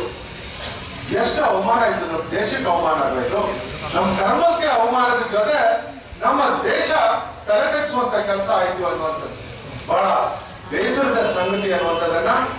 ಅದ್ರ ಜೊತೆ ನನಗೆ ಬಹುಶಃ ಇವತ್ತು ಪ್ರತಿಯೊಬ್ಬ ಶಾಸಕರಿರ್ಬೋದು, ಯಾರೇ ವಿರೋಧ ಪಕ್ಷದವರು ಇರ್ಬೋದು, SIT ಬಗ್ಗೆ ನಮ್ಗೆ ಗೌರವ ಇದೆ ಅನ್ನುವಂತ ಮಾತನ್ನ ಹೇಳ್ತಾರೆ. ಆದ್ರೆ ನಾನು ಹೇಳ್ತೇನೆ, ನನಗೆ SIT ಬಗ್ಗೆ ಗೌರವ ಇಲ್ಲ ಅನ್ನೋ. ಯಾಕೆ ಅವರೆಲ್ಲ ಹೆದರ್ಕೊಂಡಿದ್ದಾರೆ ಅಂತ ಹೇಳಿದ್ರೆ, ದುಷ್ಟ ಸರ್ಕಾರದ ವಿರುದ್ಧ ಏನಾದ್ರೂ ನಾವು ಮಾತನಾಡಿದ್ರೆ ನಾಳೆ SIT ತಂದು ನಮ್ಮನ್ನ ಜೈಲಿಗೆ ಕಟ್ಟುವಂತ ಕೆಲಸ ಮಾಡುವಂತದ್ದು ಈ ಸರ್ಕಾರದ ಆದ್ಯ ಕರ್ತವ್ಯ ಅನ್ನುವಂಥದ್ದನ್ನ ತಿಳ್ಕೊಂಡಿದ್ದಾರೆ. ಹೀಗಾಗಿ SIT ಒಳ್ಳೇದಿದೆ ಅನ್ನುವಂಥದ್ದು, SIT ಮೇಲೆ ಗೌರವ ಇದೆ ಅನ್ನುವಂಥದ್ದು. ಹಾಗಾದ್ರೆ ನಾನ್ ಕೇಳ್ತೇನೆ, ನೀವು ಒಂದು ಚಿಕ್ಕದೇನಾದ್ರೂ ಗಲಾಟೆ ಆದ್ರೆ ನಮ್ಮ ಪೊಲೀಸರು ಅವರನ್ನ ತಂದು ಅರೆಸ್ಟ್ ಮಾಡಿ 4 ಬೆದ ಬಿಟ್ಟ ನಂತರ ಅವರೆಲ್ಲ ಬಾಯಿ ಬಿಡ್ತಾರಲ್ಲ, ನೀವು ಅದ್ರ ಮಾತಾಡಿ ಮಾಡ್ಲಿಕ್ಕೆ ಆಗಿಲ್ವಾ? SIT ಅವರೇ, ಪೊಲೀಸರ ಹತ್ರ ಮಾಡ್ಲಿಕ್ಕೆ ಆಗಿಲ್ವಾ ಕೆಲಸ? ಯಾಕಾಗಿಲ್ಲ ನಿಮ್ಮ ಹತ್ರ? ನಿಮ್ಗೆ ಕಂಟ್ರೋಲ್ ಮಾಡುವವರು ಬೇರೆ ಇದ್ದಾರೆ, ನಿಮ್ಗೆ ಕಂಟ್ರೋಲ್ ಮಾಡುವವರು ಬೇರೆ ಇದ್ದಾರೆ. ಏನ್ ಮಾಡ್ತಾರೆ ಪೊಲೀಸರು ಆಗ್ಲಿ, SIT ಆಗ್ಲಿ? ಒಂದು ಚಿಕ್ಕ ಘಟನೆ ಇದ್ರು ಸಹ ಇವತ್ತು ಪೊಲೀಸರೆಲ್ಲ ಬೇಕಿಸುವಂತ ಕೆಲಸವನ್ನ ಮಾಡ್ತಾ ಇದ್ದಾರೆ ಅನ್ನೋದನ್ನ ನಾನು ಅನೇಕ ಸಂದರ್ಭದಲ್ಲಿ ನಮ್ಮ ಪೊಲೀಸ್ ಮಿತ್ರರಿಗೆ ಹೇಳ್ತಾ ಇದ್ದೆ, ನೀವು ಬಾಂಬೆ ಪೊಲೀಸರನ್ನ ಆಗ್ಬೇಕ್ರಿ ಅನ್ನುವಂಥದ್ದನ್ನ. ಬಾಂಬೆಯಲ್ಲಿ ನೀವು ಇವತ್ತು ಯಾವುದೇ ಒಂದು ಚಿಕ್ಕ ಘಟನೆ ಆದ್ರೆ 5 ರಿಂದ 6 ತಾಸಿನಲ್ಲಿ ಅದನ್ನ ಬೇಯಿಸಿ ಅವರನ್ನ ತಂದು ಇಡುವಂತ ಕೆಲಸ ಮಾಡ್ತಾರಲ್ಲ, ಅವರನ್ನು ಯಾರು ಕಂಟ್ರೋಲ್ ಮಾಡುವಂತವ್ರಿಲ್ಲ. ಅವರಿಗೆ ಸಂಪೂರ್ಣವಾದಂತ ಸ್ವಾತಂತ್ರ್ಯವನ್ನು ಕೊಟ್ಟಿದ್ದಾರೆ. ಆದ್ರೆ ಇಲ್ಲಿ ಈ ಪೊಲೀಸ್ ಇಲಾಖೆ ಅವರಿಗೆ, SIT ಅವರಿರ್ಬೋದು, ಏನ್ ಮಾಡಿದ್ರು ಅನ್ನುವಂಥದ್ದನ್ನು ಹೋಗ್ಲಿ. ಒಂದು ಹೆಣವನ್ನ 18 ರಿಂದ 20 ಅಡಿ ಹುಗಿಬೇಕಾದ್ರೆ ಅವನಿಗೆ ಎಷ್ಟು ಕೆಲಸ ಮಾಡ್ಬೇಕಾಗ್ತದೆ? ಅವನು ಸ್ವಲ್ಪ ಜ್ಞಾನನೇ ಇಲ್ವಾ? ಹಾಗಾದ್ರೆ ನಿಮ್ಗೆ 18 ಅಡಿ ನೀವು ಆಳ ಮಾಡಿ ಅವನು ಒಂದು ಹೆಣ ತಗೊಂಡೋಗಲ್ಲ ಹಾಕ್ತಾನೆ ಅಂತ ಹೇಳಿದ್ರೆ ಎಷ್ಟು ಶ್ರಮ ಹಾಕ್ಬೇಕಾಗ್ತದೆ ಅವನು? ಆದ್ರೂ ಸಿಕ್ಕಿಲ್ಲ ನೋಡ್ರಿ. ನಾವು ಹಿಂದೂಗಳು ಪ್ರಾಮಾಣಿಕರಿದ್ದೇವೆ, ಹಿಂದೂಗಳ ಶಕ್ತಿ ಆ ಶ್ರದ್ಧಾ ಭಕ್ತಿ ಕೇಂದ್ರದ ಮೇಲೆ ನಾವಿಟ್ಟಂತ ವಿಶ್ವಾಸಕ್ಕೆ ಇವತ್ತು ಲಕ್ಷ ಲಕ್ಷ ಜನ ಇವತ್ತು ಧರ್ಮಸ್ಥಳಕ್ಕೆ ಹೋಗಿ ಪೂಜೆಯನ್ನು ಸಲ್ಲಿಸ್ತಾರೆ. ಬೇರೆ ಬೇರೆ ಕೆಲಸಗಳನ್ನ ಅಲ್ಲಿ ಮಾಡುವಂತದ್ದಿದೆ. ನಮ್ಮ ಮುರಳಿ ಪ್ರಭು ಅವರು ಹೇಳಿದ್ರು ಆಂಬ್ಯುಲೆನ್ಸ್ ಸುದ್ದಿಯನ್ನ ಕೊಟ್ಟಿದ್ದು ಅನ್ನುವಂಥದ್ದನ್ನ. ಇಡೀ ಕರ್ನಾಟಕ ರಾಜ್ಯದಲ್ಲಿ ಹೈಸ್ಕೂಲ್ಗಳು ಸರ್ಕಾರದ ಹೈಸ್ಕೂಲ್ ಇರಲಿಲ್ಲ, ಕಟ್ಟಡಗಳೇ ಇರಲಿಲ್ಲ. ಆ ಸಂದರ್ಭದಲ್ಲಿ ಪೂಜ್ಯ ವೀರೇಂದ್ರ ಹೆಗಡೆ ಅವರು ಇಡೀ ಕರ್ನಾಟಕ ರಾಜ್ಯದಲ್ಲಿ ಮೊಟ್ಟ ಮೊದಲನೇ ಬಾರಿಗೆ ಸರ್ಕಾರ ಬಿಟ್ಟು ಶಾಲಾ ಕಟ್ಟಡಗಳನ್ನು ಕಟ್ಸ್ಕೊಂಡು ಕೊಟ್ಟಂತ ಒಂದು ಕೆಲಸವನ್ನು ಮಾಡಿಕೊಟ್ಟಂತ ಇದ್ರೆ ಅದು ಪರಮ ಪೂಜ್ಯ ಶ್ರೀ ವೀರೇಂದ್ರ ಹೆಗಡೆ ಅವರು. ನನಗೆ ಗೊತ್ತಿದೆ ಇಂಥ ಒಳ್ಳೆ ಕೆಲಸ ಮಾಡೋದು ಶಿಕ್ಷಣಕ್ಕಾಗಿ, ಧರ್ಮಕ್ಕಾಗಿ. ಇವತ್ತು ನಮ್ಗೆ ಯಾರಿಗೇ ಆಗಲಿ ನಮ್ಗೆ ಏನಾದರೂ ನೋವಾದ್ರೆ ನಾವೆಲ್ಲ ಅವ್ರ ಹತ್ರ ಹೇಳ್ಕೊಂಡು ಅವಾಗ ನಮ್ಗೆಲ್ಲ ಒಂಥರದ ಹಗುರ ಆಗ್ತದೆ ನಮ್ಮ ಮನಸ್ಸುಗಳು. ಅಂತ ಒಂದು ಶ್ರದ್ಧಾ ಕೇಂದ್ರವನ್ನ ಇವತ್ತು ನಾವು ಯಾರು ಅದನ್ನು ಕಟ್ಟಿಲ್ಲ, ನಾವು ಯಾರು ಕಟ್ಟಿಲ್ಲ, ನಾವು ಯಾರು ಅಲ್ಲಿ ನಾವು ನಮ್ಮ ಹಣವನ್ನು ಕೊಟ್ಟಿಲ್ಲ. ನಾವು ಪೂಜ್ಯರ ಹಿಂದಿನಿಂದ 500 ವರ್ಷಗಳ ಇತಿಹಾಸದಿಂದ ಅದನ್ನ ಆ ಧರ್ಮಸ್ಥಳ ಇದೆ. ನಾವು ನಮ್ಮ ಧರ್ಮ ಮುಖ್ಯ ಇದೆ ಇವತ್ತು. ನಮ್ಮ ಧರ್ಮ ಮುಖ್ಯ, ನಮ್ಗೆ ಎಲ್ಲರಿಗಿಂತ ಮುಖ್ಯ. ನಾವು ಧರ್ಮವನ್ನ ಕಾಪಾಡಬೇಕಾಗಿದೆ. ಆ ನಿಟ್ಟಿನಲ್ಲಿ ಇಲ್ಲಿ ಪಕ್ಷ ಭೇದ ಮರೆತು ನೀವೆಲ್ಲರೂ ಬಂದಿದ್ರಲ್ಲ, ಇದಕ್ಕೆ ನಿಮ್ಮೊಂದು ಧನ್ಯವಾದಗಳನ್ನ ನಾನು ಈ ರೀತಿಯ ಸಂಘಟನೆಗಳು ಬೇಕು. ಆದ್ರೆ ನೀವು ಮಾಡುವಂತ ಕೆಲಸ ಅಲ್ಲ, ಅದು ನಾವು ಮಾಡ್ಬೇಕಾದ್ರೆ ಜನಪ್ರತಿನಿಧಿಗಳು ಮಾಡ್ಬೇಕಾದಂತ ಕೆಲಸ ಇವತ್ತು ನೀವು ಮಾಡ್ತಾ ಇದ್ದೀರಿ. ಅಂದ್ರೆ ಯಾವ ಮಠಕ್ಕೆ ಹೋಗಿದೆ ಅನ್ನೋದನ್ನ, ಈ ಮಠಕ್ಕೆ ವಿವಾದ ಆಗಿತ್ತು ಅನ್ನೋದನ್ನ ನೀವು ಯಾರು ಇವತ್ತು ಹಣ ಕೊಟ್ಕೊಂಡು ಬಂದಂತವಲ್ಲ, ಖುಷಿಯಿಂದ ಬಂದಿದ್ರಿ, ಧರ್ಮ ಉಳಿಸ್ಕೊಳ್ಬೇಕು ಅನ್ನೋದಕ್ಕೆ ನೀವೆಲ್ಲರೂ ಬಂದಿದ್ರಿ. ಆ ಕೆಲಸ ನೀವು ಮಾಡ್ರಿ. ನಾವು ನಿಮ್ಗಿಂತ ಮುಂದೆ ಇದ್ದು ಹೋರಾಟವನ್ನು ಮಾಡ್ತೇವೆ. ನಮ್ಮ ಪಕ್ಷನೂ ಇದ್ರ ಬಗ್ಗೆ ಹೋರಾಟ ಮಾಡ್ತಾ ಇದೆ. ಮುಂದಿನ 1ನೇ ತಾರೀಕಿಗೆ ಇಡೀ ಕರ್ನಾಟಕದ ಎಲ್ಲ ಶಾಸಕರು ಮತ್ತೆ ಅಲ್ಲಿ ಸೇರಿ ಪೂಜ್ಯ ಡಾಕ್ಟರ್ ವೀರೇಂದ್ರ ಹೆಗಡೆ ಅವರ ಕೈ ಬಲಪಡಿಸಬೇಕು. ನಾವು ನಿಮ್ ಜೊತೆ ಇದ್ದೇವೆ ಅನ್ನುವಂಥದ್ದನ್ನ 1ನೇ ತಾರೀಕಿಗೆ ಕುಮಟಾದಿಂದ ನಾವೆಲ್ಲ ಹೋಗ್ಬೇಕನ್ನುವಂತ ವಿಚಾರವನ್ನ ಈಗಾಗಲೇ ಮಾತಾಡಿದ್ದೇವೆ. ಇಡೀ ಜಿಲ್ಲೆಯಿಂದ ಕುಮಟಾದಿಂದ ಹೋಗುವಂತ ನಿರ್ಣಯ ನಾವು ಮಾಡಿದ್ದೇವೆ. ಅದಕ್ಕೆ ಯಾರ್ಯಾರು ನೀವು ಬರ್ತೀರಲ್ಲ, ನಿಮ್ಮ ಹೆಸರನ್ನ ದಯಮಾಡಿ ನಮ್ಮ ಪ್ರೊಫೆಸರ್ NG ಭಟ್ರ ಕೊಡಿ. ಮತ್ತು 1ನೇ ತಾರೀಕಿಗೆ ತಾವೆಲ್ಲರೂ ಹೆಚ್ಚಿನ ಸಂಖ್ಯೆಯಲ್ಲಿ ಬಂದು ಪೂಜ್ಯ ವೀರೇಂದ್ರ ಹೆಗಡೆ ಅವರಿಗೆ ಒಂದು ಧೈರ್ಯವನ್ನ ತುಂಬುವಂತ ಕೆಲಸ. ಅವ್ರಿಗೇನು ಅಧೈರ್ಯ ಆಗಿದೆ ಅನ್ನುವಂಥದ್ದನ್ನಲ್ಲ, ಅದು ನಾವೆಲ್ಲ ಅವ್ರ ಜೊತೆ ಇದ್ದೇವೆ. ಅವರಿಗೆ ಸ್ವಲ್ಪ ನೈತಿಕ ಬಲವನ್ನ ನಾವೆಲ್ಲ ನೀಡಬೇಕಾಗಿದೆ ಇವತ್ತು. ಆ ಕಾರಣಕ್ಕಾಗಿ 1ನೇ ತಾರೀಕಿಗೆ ಯಾರು ನಮ್ಮ ಮಿತ್ರರು ಬರ್ತಾರಲ್ಲ, ಅವರು ಕನಿಷ್ಠ ಒಂದು 50 ಕಾಲಾದರೂ ನಾವು ಇಲ್ಲಿಂದ ಹೋಗ್ಬೇಕು ಅನ್ನುವಂತ ಒಂದು ವಿಚಾರವನ್ನ ಇಟ್ಕೊಂಡಿದ್ದೇವೆ. ನಿಮ್ಮೆಲ್ಲರ ಸಹಕಾರ ಇರಲಿ. ಮತ್ತೊಮ್ಮೆ ನಾವೆಲ್ಲರೂ ಪೂಜ್ಯ ಡಾಕ್ಟರ್ ವೀರೇಂದ್ರ ಹೆಗಡೆ ಅವರ ಕೈಯನ್ನ ಬಲಪಡಿಸಿಕೊಳ್ಳುವಂತ ಮಾತನ್ನು ಹೇಳಿ ತಮ್ಮೆಲ್ಲರಿಗೂ ವಂದಿಸಿ ನನ್ನ ಮಾತನ್ನು ಮುಗಿಸಿದ್ದೇನೆ. ನಮಸ್ಕಾರ. ಸನಾತನ ಧರ್ಮಜಾಗೃತಿ ಸೇವಾ ಪ್ರತಿಷ್ಠಾನದ ವತಿಯಿಂದ ಹಾಗೂ ಹಿಂದೂ ಪರ ಸಂಘಟನೆಯಿಂದ ತೆಗೆದುಕೊಂಡಂತಹ ಈ ಒಂದು ಹೋರಾಟದಲ್ಲಿ ಭಾಗವಹಿಸಿದ ತಮ್ಮೆಲ್ಲರಿಗೂ ವಂದಿಸ್ತಾ ನಾನೇನು ಜಾಸ್ತಿ ಮಾತಾಡೋದಿಲ್ಲ. ಈಗಾಗಲೇ ಎಲ್ಲ ಪ್ರಮುಖರು ಇವತ್ತಿನ ಹೋರಾಟದ ಕುರಿತಾಗಿ ಮಾತನಾಡಿದ್ದಾರೆ. ಇದು ಒಂದು ನಾವು ಗಮನಿಸಬೇಕಾಗಿರುವಂಥದ್ದು, ಈಗಾಗಲೇ ಮುರಳೀಧರ ಪ್ರಭು ಹೇಳಿದಂತೆ ನಮ್ಗೆಲ್ಲರಿಗೂ ಧರ್ಮಸ್ಥಳದ ಕುರಿತಾಗಿ ಎಲ್ಲರಿಗೂ ನಮ್ಮ ತಿಳುವಳಿಕೆ ಇದೆ. ಪ್ರತಿಯೊಬ್ಬ ಮನೆಯಲ್ಲಿ ಇವತ್ತು ಶ್ರೀ ಮಂಜುನಾಥ ಸ್ವಾಮಿಯ ಫೋಟೋ ಇಟ್ಕೊಂಡು ವೀರೇಂದ್ರ ಹೆಗಡೆ ಅವರ ಫೋಟೋವನ್ನು ನಮ್ಮ ಪೂಜಾ ಸ್ಥಳದಲ್ಲಿ ಇಟ್ಕೊಂಡು ನಾವು ಪೂಜೆ ಮಾಡಿದಂತ ಲಕ್ಷಾಂತರ ಕೋಟ್ಯಾಂತರ ಜನ ಫೋಟೋ ಇವತ್ತಿದೆ. ಇದನ್ನು ಗಮನಿಸಿದಂತೆ ಒಂದು ಅಂತಾರಾಷ್ಟ್ರೀಯ ದುಷ್ಟರು ಇದನ್ನ ಈ ಶ್ರದ್ಧಾ ಭಕ್ತಿಯನ್ನ ತೆಗೆದುಹಾಕಬೇಕು, ಧರ್ಮಸ್ಥಳದಲ್ಲಿ ಇರುವಂತಹ ಆ ಶ್ರದ್ಧೆಯನ್ನ ಜನರ ಮನಸ್ಸಿಂದ ತೆಗೆದುಹಾಕಿಸಬೇಕು ಅಂತ ಒಂದು ಷಡ್ಯಂತ್ರವನ್ನ ಮಾಡುವ ದೃಷ್ಟಿಯಿಂದ ಈ ಒಂದು ವಿಷ ಬೀಜವನ್ನು ನಮ್ಗೆಲ್ಲರೂ ಗೊತ್ತಿದ್ದ ವಿಷಯ. ಈಗಾಗಲೇ ಮುರಳೀಧರ ಪ್ರಭು ಹೇಳಿದಂತೆ ನಮ್ಗೆಲ್ಲರಿಗೂ ಧರ್ಮಸ್ಥಳದ ಬಗ್ಗೆ ಗೊತ್ತಿದೆ. ಮುಂದಿನ ನಮ್ಮ ಪೀಳಿಗೆ, ನಮ್ಮ ಮನೆಯ ಮಕ್ಕಳಿಗೆ ನಾವು ಖಂಡಿತ ಹೇಳಲೇಬೇಕು. ಇವತ್ತು ಧರ್ಮಸ್ಥಳದ ಬಗ್ಗೆ ಏನು ಅಪಪ್ರಚಾರ ನಡೀತಾ ಇದೆ, ಇದು ಒಂದು ಷಡ್ಯಂತ್ರ ಹೇಳುವಂಥದ್ದು ನಮ್ಮ ಮಕ್ಕಳಲ್ಲಿ ಹೇಳದೆ ಹೋದ್ರೆ ಮುಂದೆ ಭವಿಷ್ಯದಲ್ಲಿ ತೊಂದರೆ ಆಗುತ್ತೆ. ಈಗಾಗಲೇ ಪ್ರಮುಖ ಹೇಳಿದಂತೆ ಸರ್ಕಾರದಲ್ಲಿ ಪ್ರಾರಂಭದಲ್ಲೇ ಯೋಚನೆ ಮಾಡಬೇಕಿತ್ತು. ಕೇವಲ ಒಬ್ಬ ಮುಸುಕುದಾರಿಯ ಹೇಳಿಕೆಯನ್ನು ಪಡ್ಕೊಂಡು ಕೋಟ್ಯಾಂತರ ರೂಪಾಯಿ ಸರ್ಕಾರದ ಹಣವನ್ನು ಲೂಟಿ ಮಾಡಿ ಇವತ್ತು ಅಲ್ಲಿ ಏನು 15 ಗುಡಿಗಳು ಏನು ಸಿಗಲಿಲ್ಲ ಅಂತ ಗೊತ್ತಾದ ಮೇಲೆ ಇವತ್ತು ಬೇರೆ ರೀತಿ ಮಾತನಾಡ್ತಾ ಇದ್ದಾರೆ. ಇರುವಂತ ಏನು ದುಷ್ಟಿದ್ದಾರೆ ಈ ಅನೇಕ ಬಂಧನ ಮಾಡಿರಬಹುದು. ಇಷ್ಟೇ ಸಾಲದು, ಅಂತಾರಾಷ್ಟ್ರೀಯ ಮಟ್ಟದಲ್ಲಿ ಈ ಪಿತೂರಿ ನಡೀತಾ ಇದೆ. ನಮ್ಮ ಸನಾತನ ಧರ್ಮವನ್ನು ಹಾಳು ಮಾಡುವಂತ ಪಿತೂರಿ ನಡೆಸ್ತಾ ಇದೆ. ನಮ್ಮ ಮಠಾಧೀಶರ ಮೇಲೆ ಎಲ್ಲರ ಮೇಲೆ ಆಪಾದನೆ ಮಾಡ್ತಿರೋದನ್ನ ನಾವು ಅದನ್ನ ಗಮನಿಸಿಕೊಂಡು ನಾವು ಈ ಷಡ್ಯಂತ್ರವನ್ನು ಹೊರದೋಡಿಸಬೇಕು ಅಂತಾದ್ರೆ ನಾವೆಲ್ಲ ಒಟ್ಟಾಗಿ ಒಂದಾಗಿ ಹೋರಾಟವನ್ನು ಮಾಡಿ ಅವರನ್ನ ಬಂಧನಕ್ಕೆ ಆಗ್ರಹ ಮಾಡಬೇಕಾಗಿದೆ. ಇವತ್ತು ತಾವೆಲ್ಲರೂ ಅನೇಕ ಸಂಖ್ಯೆಯಲ್ಲಿ ಬಂದಿದ್ದೀರಿ. ಮುಂದಿನ ದಿನಗಳಲ್ಲಿ ಅವರೆಲ್ಲರೂ ಈ ಹಿಂದೆ ಯಾರ್ಯಾರು ಕೈವಾಡ ಇದೆ ಅವರೆಲ್ಲರೂ ಬಂಧಿಸುವಲ್ಲಿವರೆಗೆ ನಮ್ಮ ಈ ಹೋರಾಟ ಆಗಬೇಕು, ಹೋರಾಟ ನಿಲ್ಲಬಾರದು ಅಂತ ತಮ್ಮಲ್ಲಿ ವಿನಂತಿ ಮಾಡ್ತಾ ನಮ್ಮ ಮಾತನ್ನು ಮುಗಿಸ್ತೇನೆ. ಧನ್ಯವಾದ. ಧನ್ಯವಾದಗಳು. ಇದೀಗ ನಮ್ಮನ್ನು ಉದ್ದೇಶಿಸಿ ಶ್ರೀಯುತ ಸೂರಜ್ ನಾಯ್ಕ ಅವರು ಮಾತನಾಡಬೇಕು ಅಂತ ಹೇಳಿ.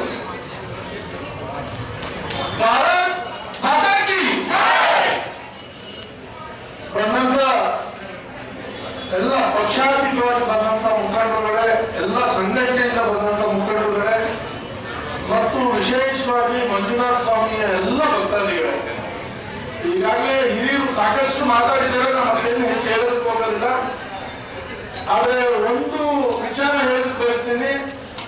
ನಮ್ಮ ದುರಾದೃಷ್ಟ ನೋಡಿ, ಹಿಂದುಳಿದ ಮತ್ತು ಯಾವ ಸಂದರ್ಭ ತಗೊಂಡು ಏನೇನು ತುಳಿಯುವಂತ ಪ್ರಯತ್ನ ಮಾಡ್ತಾರೆ ಅಂತ ಧರ್ಮಸ್ಥಳ ಸಂಘಟನೆಗೆ ಕೈ ಹಾಕ್ಬಿಟ್ಟು ಯಾಕಾದ್ರೂ ಗೊತ್ತೇನೋ, ಈ ಧರ್ಮಸ್ಥಳ ಸಂಘಟನೆ ಬರೀ ಧರ್ಮಸ್ಥಳದ ಉಳಿದಿಲ್ಲ. ಈ ಧರ್ಮಸ್ಥಳದ ಸಂಘಟನೆ ಇಡೀ ರಾಜ್ಯ ವ್ಯಾಪಿಗೆ ಜನಸಾಮಾನ್ಯ ಮುಖದ್ದು ಪ್ರಯತ್ನ ಆಯಿತು. ಅದಕ್ಕಾಗಿ ಅವರು ಕೈ ಹಾಕಕ್ಕೆ ಪ್ರಯತ್ನ ಮಾಡೋದು. ನಿಮಗೂ ಗೊತ್ತಿದೆ, ಕುಂಟಾದಲ್ಲಿ ಕನಿಷ್ಠ 2,500 ಸಂಘಟನೆ ಇದೆ. 500ಕ್ಕೂ ಹೆಚ್ಚು ಕೋಟಿ ಸಾಲ ಕೊಟ್ಟಂತದ್ದು ಇನ್ನೂ 100 ಕೋಟಿ ಸಾಲ ಇವತ್ತು ಇದೆ. 1 ಕೋಟಿಗೂ ಹೆಚ್ಚು ನಮ್ಮ ದೇವಸ್ಥಾನಗಳಲ್ಲಿ ಕುಂಟ ತಾಲೂಕು ಕೊಟ್ಟಿದ್ದಾರೆ. ಇದು ಧರ್ಮಸ್ಥಳ ಸಂಘಟನೆ ವಿಶೇಷ. ಇದನ್ನು ಸರಿ, ಇದನ್ನ ಟಾರ್ಗೆಟ್ ಮಾಡಿದ್ರೆ ನಮ್ಮ ಧರ್ಮನ ಹೊಡೆಯುವುದು ಅನ್ನೋ ಒಂದು ಸಂಚಿನಿಂದ ಮಾಡಿದದ್ದು. ಯಾರಾದ್ರು ಮಾಡಿದ ಆರಂಭ ಮಾಡಿದ್ರೆ ಯಾರು? ತಿಮ್ಮರೋಡಿ ಅಣ್ಣಪ್ಪ ಸ್ವಾಮಿ ಮುಂದೆ ಹೇಳ್ತಾರೆ ನ್ಯಾಯ ಕೊಡಿಸ್ಬೇಕು ಅಂತ. ನನ್ಗೆ ಅವತ್ತೇ ಆ ಒಂಥರ ಆತಂಕ ಆಯ್ತು, ಏನಿದು ಅಂತ. ಆದ್ರೆ ಅಣ್ಣಪ್ಪ ಸ್ವಾಮಿ, ಮಂಜುನಾಥ ಸ್ವಾಮಿ ಸರಿಯಾದ ನ್ಯಾಯ ಕೊಡಿಸೋದಕ್ಕೆ ಹೊರಟಿದೆ. ಯಾಕೆ ಗೊತ್ತೇನು ನೋಡಿ, ಅದಾದ ಮೇಲೆ ತಿಮ್ಮರೋಡಿಗೆ ಸಿಕ್ಕಂತ ಯಾರು ಗೊತ್ತಾ? ಅವ್ರ ಜೊತೆ ಸಿಕ್ಕಂತವ್ರು ಯಾರು ಅಂದ್ರೆ 2 ಮಹಾಕಳ ನಾಯಕರು. ಒಂದು ಸಮೀರ್, ಮತ್ತೊಂದು ಯಾರು? ವಿಧಾನಸೌಧಕ್ಕೆ ಬೆಂಬಲಾಗ್ತೀನಿ ಅಂತ ಹೇಳುವ ಮಟ್ಟಣ್ಣ ಅವರು. ನಾಚಿ ಕಾಣ್ಬೇಕು ಅವರಿಗೆ, ವಿಧಾನಸೌಧಕ್ಕೆ ಬೆಂಬಲಾಗ್ತೀನಿ ಅಂತ ನೌಕರಿಗಳು ಪಾಪ. ಅಂತವ್ರು ಇಬ್ರು ತಿಮ್ಮರೋಡಿಗೆ ಸಿಕ್ಕಿ ಇವ್ರು 3 ಜನದ ಎಲ್ಲ ಅಕೌಂಟ್ ಡೀಟೇಲ್ಸ್ ಮತ್ತೆ ನ್ಯಾಕ್ರೋ ಅನಾಲಿಸಿಸ್ ಮಾಡಿದ್ರೆ ಈ ಷಡ್ಯಂತ್ರದಲ್ಲಿ 100-200 ಕೋಟಿ ಇನ್ವಾಲ್ವ್ ಆಗಿದೆ. ಇವರೆಲ್ಲರೂ ಅದರಲ್ಲಿ ಭಾಗವಹಿಸಿರುವಂತ 100% ಗೊತ್ತಾಗ್ತದೆ. ಅಂತವ್ರು ನಮ್ಮ ಧರ್ಮಸ್ಥಳ ಬಗ್ಗೆ ಮಾತಾಡ್ತಾರೆ. ಎಂತ ಕಾಲ ಬಂದೋಯ್ತು ನೋಡಿ. ನಾನು ಅಣ್ಣಪ್ಪ ಸ್ವಾಮಿ ಹತ್ರ ಯಾವತ್ತು ತಿಮ್ಮರೋಡಿ ಅವರು, ನಾನು ಈ ಸಂದರ್ಭದಲ್ಲಿ ತಿಮ್ಮರೋಡಿ ಬಗ್ಗೆ ಬಹಳ ಖುಷಿ ಆಗ್ತದೆ. ಯಾಕಂದ್ರೆ ಅಣ್ಣಪ್ಪ ಸ್ವಾಮಿ ಅವರು ಹೇಳ್ಕೊಂಡ್ಬಿಟ್ಟಲ್ಲ, ಅವ್ರಿಗೆ ನ್ಯಾಯ ಕೊಡ್ತಾರೆ. ಯಾರಿಗೆ ನ್ಯಾಯ ಆಗ್ತದೆ ಅನ್ನೋದು ಅದು ಗೊತ್ತಾಗೇ ಆಗ್ತದೆ. ಈ ತಿಮ್ಮರೋಡಿ, ಈ ಯಾರು ಗಿರೀಶ್ ಮಟ್ಟಣ್ಣವರ್, ಸಮೀರ್ ಮಣ್ಣ ಗೊತ್ತಾಗೇ ಆಗ್ತದೆ. ಅದಕ್ಕಾಗಿ ಆ ಮುಸುಕು ದಾರಿ ಬಂದಿರಲ್ಲ ಅಂತ ಈಗ ಅನಿಸ್ತದೆ. ಅವ್ರು ತಿಳ್ಕೊಂಡಿದ್ರು ಅವ್ರ ಸಲ ಬಂದಿದ್ದ ಅಂತ. ಅಲ್ಲಿ ಈಗ ಗೊತ್ತಾಗ್ತದೆ 100% ಇವನ್ ಸರ್ಕಾರ ತಿಮ್ಮರೋಡಿ ಇವರೆಲ್ಲರೂ ಸಪೋರ್ಟ್ ಮಾಡೋದಕ್ಕೆ ಮೋಸ್ಟ್ SIT ರಚನೆ ಮಾಡಿತ್ತು. ಯಾವಾಗ ಒಂದು ಮೂಲ ಸಿಗ್ಲಿಲ್ಲ 100% ಇವರೇ ಸಿಕ್ಕಾಕೊಂಡ್ರೆ ಸರ್ಕಾರಕ್ಕೂ ಗೊತ್ತಾಗಿದೆ. ಈಗ ಹೇಳ್ಕೊಂತ ಇದ್ದಾರೆ. ಧರ್ಮ ರಕ್ಷಣೆ ನಮ್ಮ ಕೈಯಲ್ಲಿ ಇದೆ. ಧರ್ಮ ರಕ್ಷಣೆ ಮಾಡ್ಬೇಕಂತದ್ದು ನಾವೇ. ಆ ತಿಮ್ಮರೋಡಿ ಪಾಪ ಅವ್ನಿಗೆ ಏನ್ ಗೊತ್ತು? ಹೋಗಿ ಅಣ್ಣಪ್ಪ ಸ್ವಾಮಿ ಕಾಯ್ಬೇಕ, ಅವನೇ ಸಿಕ್ಕಾಕ. ನೀವು ನೋಡ್ತಾ ಇರಿ, ನಾನು ಹೇಳೋದು ಅವರಲ್ಲ ಅಂತ. ಇದೇ ತಿಮ್ಮರೋಡಿ, ಇದೇ ಮಟ್ಟಣ್ಣವರ್, ಇದೇ ಸಮಯ ಸಿಕ್ಕಾಕೊಂಡೆ. ಯಾಕಂದ್ರೆ ಮಂಜುನಾಥ ಸ್ವಾಮಿ ಮತ್ತು ಅಣ್ಣಪ್ಪ ಸ್ವಾಮಿ ರಕ್ಷಣೆ ಕೊಡುವಂಥದ್ದು ನಾವೆಲ್ಲರೂ.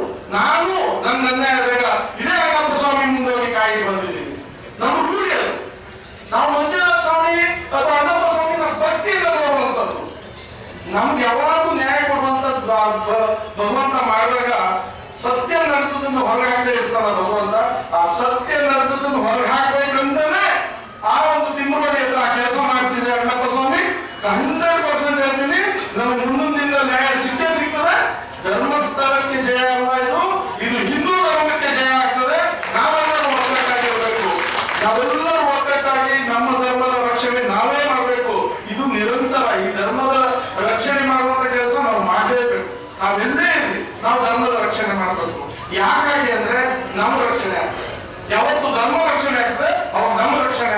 ಹಾಗಾಗಿ ನೀವೆಲ್ಲರೂ ಸೇರಿ ಇವತ್ತು ಧರ್ಮದ ರಕ್ಷಣೆ ಕಾರ್ಯ ಅಂತ ಇಲ್ಲಿ ಬಂದಿರಲ್ಲ, ನಿಮ್ಗೆಲ್ಲರೂ ಅಭಿನಂದನೆ ಸಲ್ಲಿಸ್ತಾ ನಾನು ಜೆಡಿಎಸ್ ಪಕ್ಷದಿಂದ ಇವತ್ತು ಪಕ್ಷಾತೀತವಾದಂತಹ ಈ ವೇದಿಕೆಗೆ ಜೆಡಿಎಸ್ ಪಕ್ಷ ಸಂಪೂರ್ಣ ಇಂಥ ಒಂದು ನ್ಯಾಯಯುತವಾದ ತನಿಖೆಗೆ ಬೆಂಬಲ ಕೊಡ್ತದೆ ಮತ್ತು ಧರ್ಮ ರಕ್ಷಣೆಗೆ ಬೆಂಬಲ ಕೊಡ್ತದೆ ಅಂತ ಹೇಳಿ ನಾನು ಮಾತನಾಡುತ್ತೀನಿ.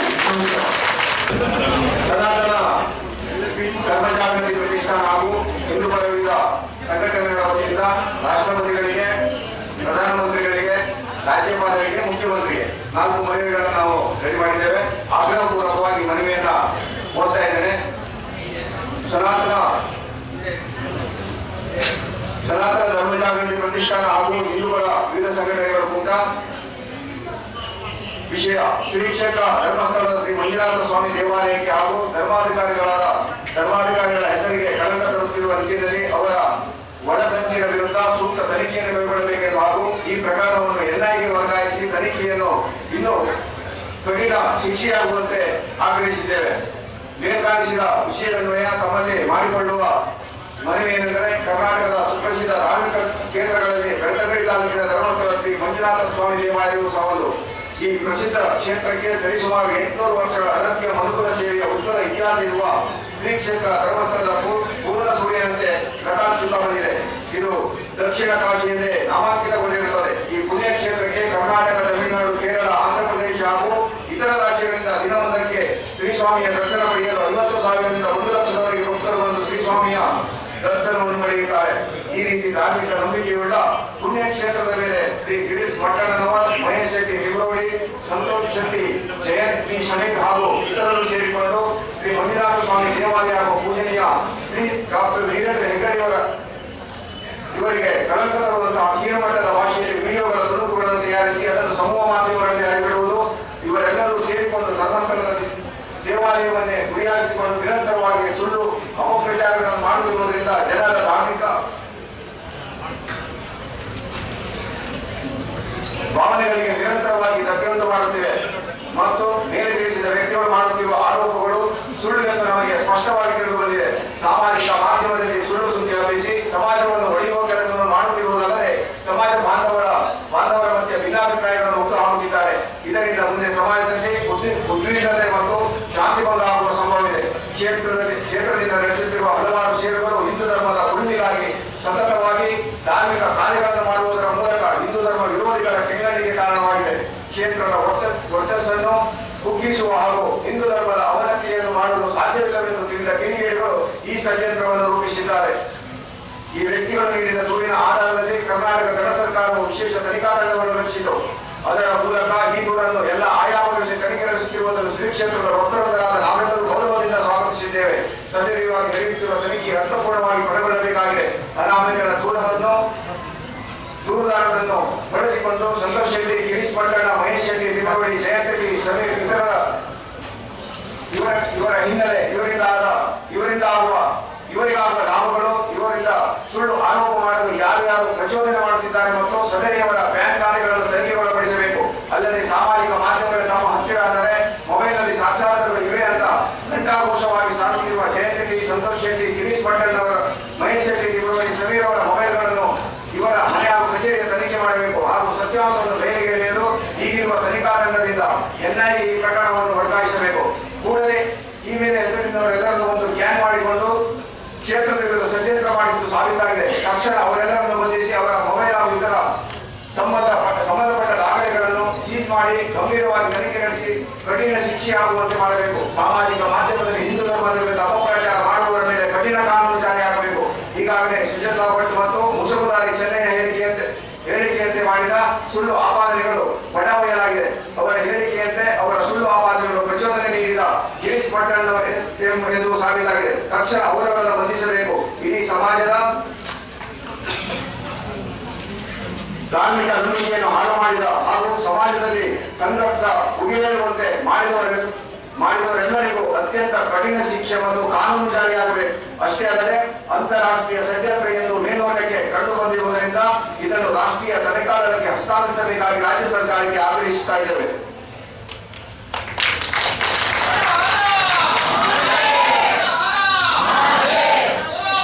ಈ ಮನವಿಯನ್ನ ಸಹಾಯಕ ಆಯುಕ್ತರ ಮುಖೇನ ತಾವು ಸಹಿಯಾಗಿರುವ ಪ್ರತಿ ಜೊತೆಯಲ್ಲಿ ರಾಷ್ಟ್ರಪತಿಗಳಿಗೆ, ಪ್ರಧಾನಮಂತ್ರಿಗಳಿಗೆ, ರಾಜ್ಯಪಾಲರಿಗೆ, ಮುಖ್ಯಮಂತ್ರಿಗಳಿಗೆ ಇದನ್ನ ನೀಡ್ತಾ ಇದ್ದೇವೆ. ಶಾಸಕರು ಇದನ್ನ ನೀಡಬೇಕಾಗಿ ವಿನಂತಿಸಿಕೊಳ್ತಾರೆ.